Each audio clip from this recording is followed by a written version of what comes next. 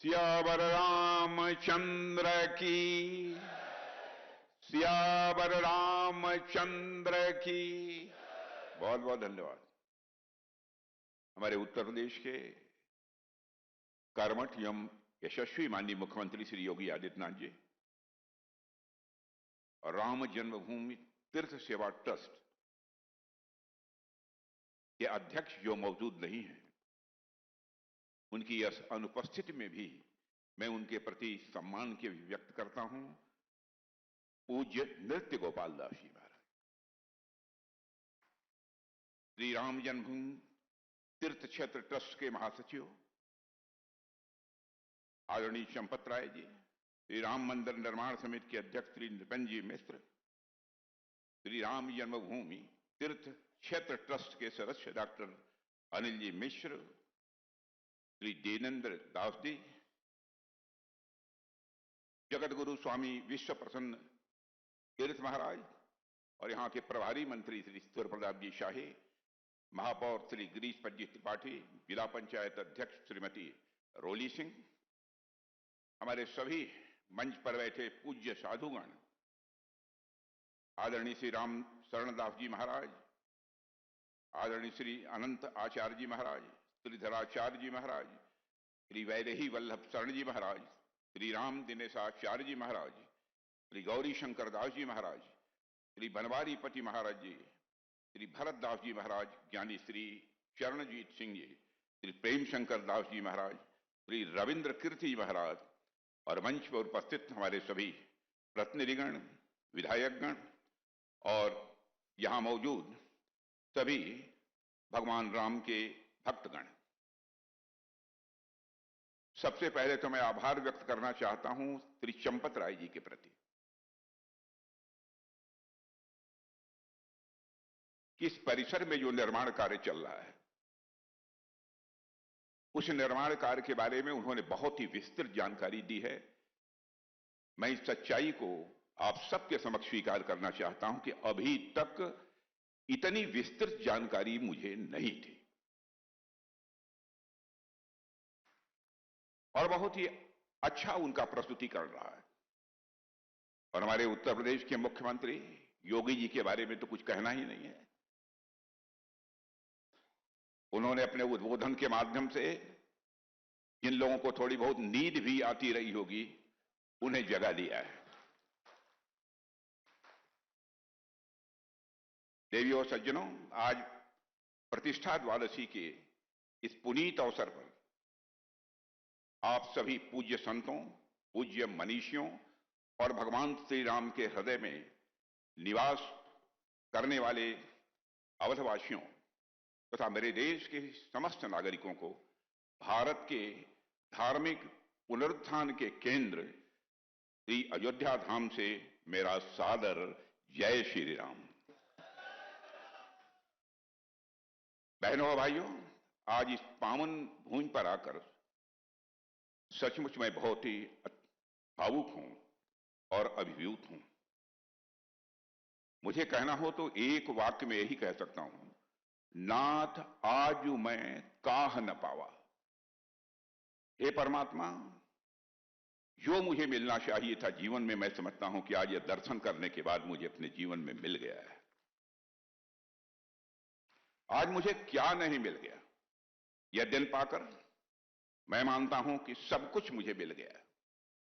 ऐसा लग रहा है जैसे मेरे राघवेंद्र सरकार ने स्वयं इस दिन के लिए मुझे चुना था, इसलिए मुझे यहां आने का अवसर प्राप्त हुआ है। साथियों, आज से 2 वर्ष पूर्व हमारे प्रभु श्री राम सदियों की प्रतीक्षा के उपरांत अपने दिव्य मंदिर में विराजमान हुए हैं। अपनी अद्भुत और तेजस्वी छवि के साथ वे आज केवल अयोध्या ही नहीं, अपितु संपूर्ण विश्व को वह कीर्ति प्रदान कर रहे हैं। उस कीर्ति की विशालता को समझने और शब्दों में बांधने का सामर्थ्य मुझे जैसे व्यक्ति में तो नहीं है, परंतु प्रभु की कृपा से आज मैं आप सबके समक्ष यहां पर खड़ा हूं और मुझे लगता है कि आज का दिन मेरे जीवन के सौभाग्यशाली दिनों में से एक है। देवियों और सज्जनों, आज हनुमानगढ़ी में विराजमान श्री हनुमंत जी महाराज, मैं मानता हूं उल्लास से वह परिपूर्ण है। जैसे अपने प्रभु को पुनः वैभव के साथ सिंहासन पर आसीन देखकर उनका हृदय कृतार्थ हो उठा हो। कनक भवन में कनक बिहारी जी आह्लादित हैं। दशरथ महल में चक्रवर्ती महाराज दशरथ अपनी तीनों रानियों के साथ संतोष और गौरव से वह निहाल हैं। आज पतित पावनी माता शरयू अपनी लहरों में वात्सल्य भरकर वह बह रही हैं, जैसे अपने लाडले पुत्र का अभिषेक स्वयं अपने आंचल से वह कर रही हो। देवियों और सज्जनों, आज अयोध्या की हर गली, हर चौक, हर द्वार, हर श्वास राममय होकर आनंदित है। जिस समय मैं योगी जी के साथ दर्शन करने जा रहा था, अयोध्या की सड़कों पर जो मैंने दृश्य देखा, देवियों और सज्जनों, कभी भी जीवन में मैं यह कल्पना भी नहीं कर सकता। और मैं मानता हूं कि यह आनंद केवल अयोध्या तक ही सीमित नहीं है। आज पूरा अवध क्षेत्र, आज संपूर्ण भारतवर्ष और आज विश्व का प्रत्येक वह हृदय जो राम को जानता है, राम को मानता है, राम को जीता है, सब एक साथ इस समय आह्लादित हैं। सभी एक साथ पूरी तरह से वो प्रसन्न हैं। देवियों और सज्जनों, आज का दिन हम सभी के लिए अत्यंत, मैं मानता हूं कि गौरव का क्षण है। और वह ऐतिहासिक क्षण जब भगवान श्री रामचंद्र ने स्वयं अवध की धरती पर पुनः अपने भक्तों को दर्शन देने का समय निश्चित किया था, उसके 2 वर्ष पूरे हो गए हैं। और यही वही अयोध्या है, यह वही भूमि है जो वर्षों तक रक्त रंजित रही है, जिसने अपने राम के लिए, अपने राजा के लिए, अपने आराध्य के लिए असहनीय प्रतीक्षा की है। जिसने अपमान सहे, जिसने पीड़ा सही है, लेकिन फिर भी अपनी आस्था को कमजोर नहीं होने दिया, अपनी आस्था को डगमगाने नहीं दिया। आज जब श्री प्रभु राम के आगमन के 2 वर्ष पूर्ण होने पर हम सभी यहां साक्षी बने खड़े हुए हैं, तो यह उन सदियों की प्रतीक्षा के पूर्ण होने का उत्सव है, ऐसा मैं मानता हूं। 2 वर्ष पूर्व पौष शुक्ल पक्ष की द्वादशी को जो प्राण प्रतिष्ठा हुई थी, वह केवल राम लला की मूर्ति की प्राण प्रतिष्ठा नहीं थी, अपितु वह एक लंबे समय के बाद भारत के जनमानस में पुनः हुई आध्यात्मिक प्राण प्रतिष्ठा थी। मेरे बहनों एवं भाइयों, हमारे प्रधानमंत्री जी कहते हैं कि आज इस देश में जो कुछ भी हो रहा है और आने वाले कुछ वर्षों में इस देश में जो कुछ भी होगा, वह भविष्य के 1000 वर्षों की नींव रखेगा। भगवान रामलला के मंदिर का, चाहे वह स्थापत्य हो या फिर इसकी भावना, उनके इस कथन को मैं मानता हूं कि चरितार्थ कर रहे हैं। बिना लौह धातु के केवल विशिष्ट शिलाओं से निर्मित यह मंदिर आगामी हजारों वर्ष तक प्रभु श्री राम के चरित्र का गुणगान विश्व के सम्मुख करता रहेगा, ऐसा मैं मानता हूं। हम सभी पिछली अनेक पीढ़ियों में सबसे सौभाग्यशाली पीढ़ी में जन्म लिए। हम सभी पिछले अनेक पीढ़ियों में सबसे सौभाग्यशाली पीढ़ी में जन्मे हैं, और यह हमारे पूर्व जन्मों का फल है कि हम यह दिव्य दृश्य प्रत्यक्ष अपनी आंखों से देख रहे हैं। इस दुनिया से जाते समय हम सबके लिए सबसे बड़ा संतोष का विषय होगा, मेरे बहनों भाइयों, कि हमने अयोध्या में अपने राम को 2 साल पहले आते हुए हमने देखा है। सैकड़ों वर्षों से अयोध्या अपने राम का इंतजार कर रही थी। न जाने कितनी आंखें अपने प्रभु का इंतजार करते हुए पथरा गई थी, लेकिन हमारी आंखों ने वह दृश्य देखा, हमारे बच्चों ने वह दृश्य देखा।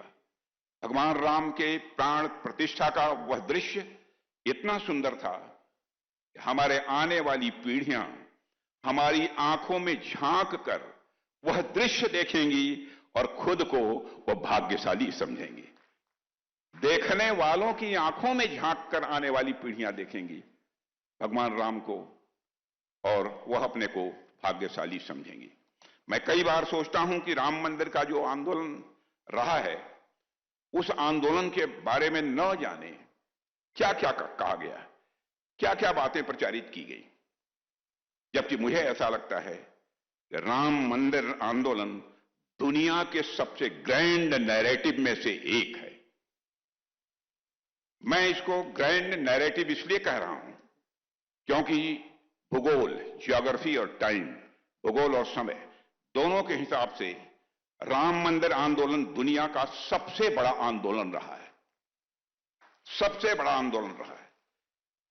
भूगोल के हिसाब से यदि आप देखें तो Bharat, Pakistan, Afghanistan, Sri Lanka, Nepal, Indonesia, Vietnam, Thailand और ऐसे अनेक देश हैं जहां हिंदुओं के अलावा भी कई ऐसे समुदाय हैं जो भगवान राम को पूजते हैं, जो जन्मभूमि पर मंदिर बनते देखना चाहते थे।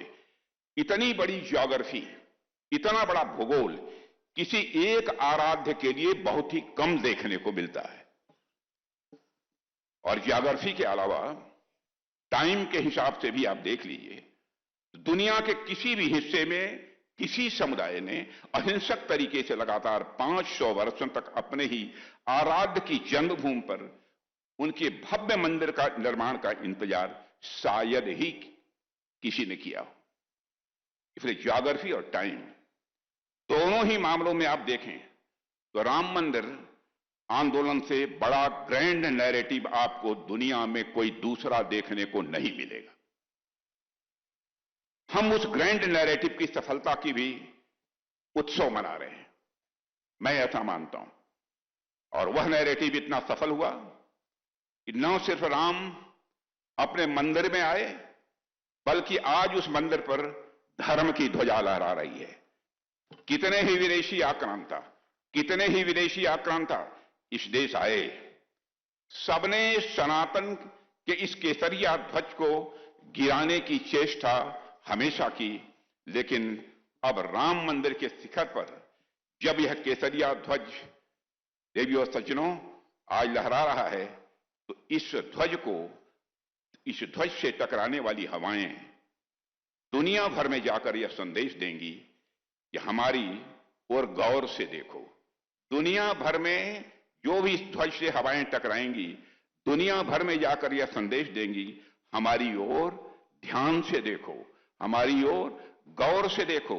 हम वही सभ्यता हैं जिसे मिटाने के लिए न जाने कितने आक्रांता आए। आज उन आक्रांताओं के कहीं अवशेष भी नहीं बचे हैं और हमारे ध्वज समंदर पार भी गगन से इस समय बातें कर रहे हैं। देवियों सज्जनों, जब हम भगवान श्री राम के चरित्र को, जब हम भगवान श्री राम के चरित्र को पढ़ते हैं, रामायण से रामचरितमानस या राम कथा के अन्य प्रसंगों को हम समझते हैं, तो एक बात बार बार सामने आती है कि जब जब इस धरती पर ऋषियों ने यज्ञ करने का संकल्प लिया, तपस्या का मार्ग चुना, धर्म की स्थापना का उन्होंने प्रयास किया, तब तब कुछ आसुरी शक्तियां आईं और उस यज्ञ को भंग करने का उन्होंने प्रयास किया।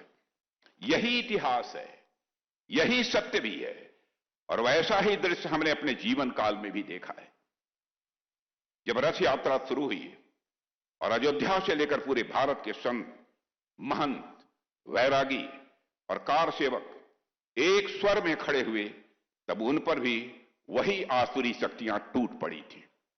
मैं खुद भी उन तमाम घटनाओं का साक्षी रहा हूं और मैं अपने को भाग्यशाली मानता हूं कि जिस समय ढांचा यहां गिरा था, उसके बाद पहला जो सत्याग्रह का आंदोलन प्रारंभ हुआ था, उसमें युवा मोर्चे का मैं राष्ट्रीय अध्यक्ष था। एक संत के साथ मुझे भी नेतृत्व करने का अवसर प्राप्त हुआ था। गोलियां चली थी उस समय, लाठियां बरसी, रास्ते रोके गए और प्रभु राम का नाम लेने वालों को अपराजित घोषित करने का भी उस समय प्रयास किया गया। राम का नाम लेने वालों को कारागार की चार दीवारियों के पीछे कर दिया गया। पर देवियों सज्जनों, हम सब ने प्रभु राम से ही सीखा है, समय सबका न्याय करता है। प्रभु राम से हम सबने सीखा है, समय सबका न्याय करता है। जिसने राम का साथ दिया, जिसने राम राज्य का साथ दिया, जिसने अयोध्या और अवध के विकास का साथ दिया, वह आज प्रभु की कृपा से निरंतर इस राष्ट्र की सेवा में लगा हुआ है। और जिन्होंने राम काज के मार्ग में अवरोध खड़े किए, जिन्होंने संतों, वैरागियों और नागा साधियों तक पर भी गोलियां चलवाई, जिन्होंने त्याग और तपस्या को कुचलने का काम किया, उनकी स्थिति भी आज दुनिया देख रही है। देवियों सज्जनों, कोई भी सामाजिक आंदोलन अचानक शून्य से जन्म नहीं लेता है। कोई भी सामाजिक आंदोलन शून्य से जन्म नहीं लेता है। वह समाज की चेतना से निकलता है, समाज के भीतर पलता है और समाज के बदलाव के अनुसार खुद को बदलते हुए आकार भी लेता है। और जब आंदोलन आगे बढ़ता है तो वह समाज की दिशा भी तय करता है। राम मंदिर निर्माण का आंदोलन भी एक ऐसा ही आंदोलन रहा है जिसने न केवल इतिहास को झकझोरा है, बल्कि वर्तमान को दिशा दी है और साथ ही भविष्य की नींव भी रखी है। बहनों भाइयों, यह संघर्ष कोई एक दिन का नहीं था। यह संघर्ष कोई एक दिन का नहीं था। यह 5 शताब्दियों से अधिक समय तक चला हुआ धैर्य, तपस्या और आस्था का यह संघर्ष था। लेकिन मुझे याद आता है कि जिस तीव्रता, जिस चेतना और जिस व्यापक जन जागरण के साथ यह आंदोलन 90 के दशक में सबके सामने आया, उसने पूरे राष्ट्र को ही पूरी तरह से आंदोलित कर दिया था। हम सबने भगवान राम के मंदिर के लिए चले उस आंदोलन को अपनी आंखों से देखा है, और मैं कहना चाहता हूं कि देखा ही नहीं है, बल्कि उस आंदोलन को हम लोगों ने जिया भी है। संयोग देखिए कि वही 90 का दशक भारत के लिए एक परिवर्तन का दशक भी बना। आर्थिक मोर्चे पर देश ने नए रास्ते खोले। निजीकरण, उदारीकरण और वैश्वीकरण की प्रक्रिया प्रारंभ हुई। सामाजिक स्तर पर वंचितों, शोषितों, पिछड़ों और मातृशक्ति के स्वाभिमान की नई आवाज इसी हिंदुस्तान की धरती पर सुनाई देने लगी। मैं यह नहीं कहता कि यह सारे परिवर्तन केवल मंदिर आंदोलन के कारण हुए, लेकिन इतना मैं अवश्य कह सकता हूं कि जब भी समाज जागता है तो उसका असर हर क्षेत्र पर पड़ता है। कोई क्षेत्र समाज जीवन का अछूता नहीं रह जाता है। चेतना कभी एक दिशा में नहीं बहती, वह पूरे समाज को अपने साथ बहा ले जाती है। वही चेतना हमें आज भी समस्त भारत में इस समय दिखाई दे रही है। आज डबल इंजन सरकार के सशक्त नेतृत्व में अयोध्या अभूतपूर्व परिवर्तन का यह साक्षी बन रही है। हमारे प्रधानमंत्री जी की दूरदर्शी सोच के अनुरूप आस्था, संस्कृति और इतिहास को संजोते हुए यहां विश्व स्तरीय आधारभूत संरचना का निर्माण हो रहा है। राम मंदिर निर्माण के बाद करोड़ों श्रद्धालुओं के आगमन ने अयोध्या को वैश्विक धार्मिक पर्यटन का केंद्र बना दिया है। सड़कों, आवास, हरित क्षेत्रों, हवाई अड्डे और रेलवे के विकास से अयोध्या एक आधुनिक, सुरक्षित और समृद्ध मॉडल शहर के रूप में इस समय हम सबके सामने खड़ा है। देवियों सज्जनों, यह विकास केवल मैं मानता हूं अयोध्या का विकास नहीं है, बल्कि समूची भारत के गौरव का यह प्रतीक है। इसलिए मैं श्री हनुमान जी के प्रत्यक्ष कृपा पात्र उत्तर प्रदेश के यशस्वी मुख्यमंत्री श्री योगी आदित्यनाथ जी को भी इसके लिए मैं विशेष बधाई देना चाहता हूं।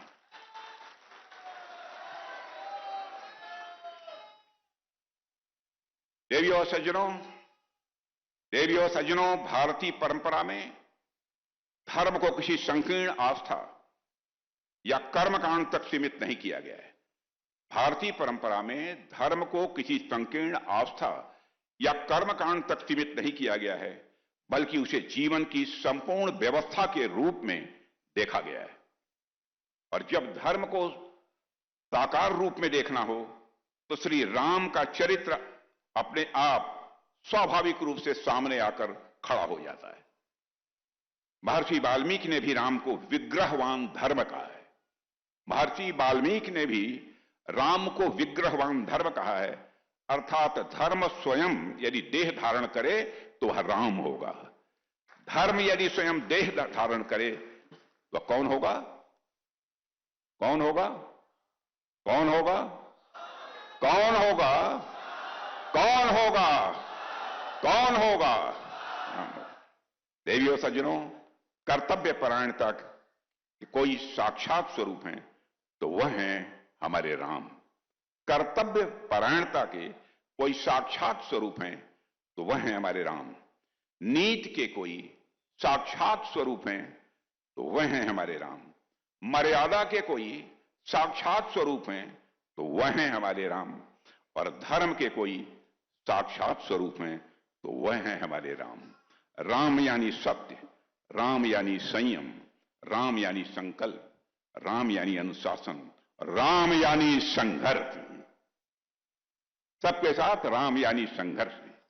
राम का जीवन किसी चमत्कार या अलौकिकता का प्रदर्शन नहीं है, बल्कि वह निरंतर कठिन परिस्थितियों में विवेकपूर्ण निर्णय लेने की, मैं मानता हूं, अपने में वह कथा है। वे धर्म के रक्षक ही नहीं बल्कि धर्म के अनुशीलक भी हैं। उनका धर्म स्थिर नहीं है, उनका धर्म परिस्थितियों के साथ प्रश्न करता है। उनका धर्म परिस्थितियों से प्रश्न करता है, स्वयं को कसौटी पर कसता है और फिर भी मूल्यों से विचलित वह नहीं होता है। ऐसा है हमारे राम का धर्म। राम की महानता इसी में है कि वे कभी अपने कर्तव्य को सरल नहीं बनाते, बल्कि स्वयं को कठोर बनाकर कर्तव्य का वह निर्वाह करते हैं। कहना मैं ये चाहता हूं, राम किसी कथा का विषय नहीं है, राम किसी ग्रंथ के अध्याय नहीं है। राम वह चेतना है जो मनुष्य को मनुष्य बनाए रखती है। राम वह चेतना है जो मनुष्य को मनुष्य बनाए रखती है। जहां निर्णय लेना कठिन हो जाता है, वहां राम आदर्श बनकर खड़े हो जाते हैं। जहां शक्ति उन्माद बनने लगती है, वहां राम मर्यादा बनकर खड़े हो जाते हैं। जहां अधिकारों की बात आती है, वहां राम कर्तव्य बनकर हम सबके सामने आ जाते हैं।